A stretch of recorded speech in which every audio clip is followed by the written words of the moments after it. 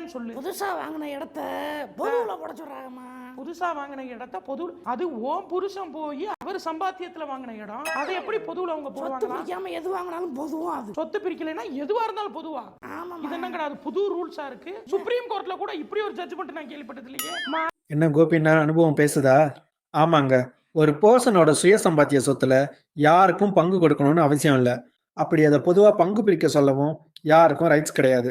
But இதில் கொஞ்சம் சட்ட சிக்கலும் இருக்குது. பர்டிகுலர் பர்சனுக்கு சொத்து எப்படி வந்ததுன்னு தெரிஞ்சுக்கணும். முக்கியமாக பிரிக்கப்படாத குடும்ப சொத்தா இல்லை மாத சம்பளத்தில் வாங்கினதான்னு தெரிஞ்சுக்கணும். இது தெரிஞ்சாதான் அந்த சொத்துல பங்கு இருக்கா இல்லையானே தெரியும்.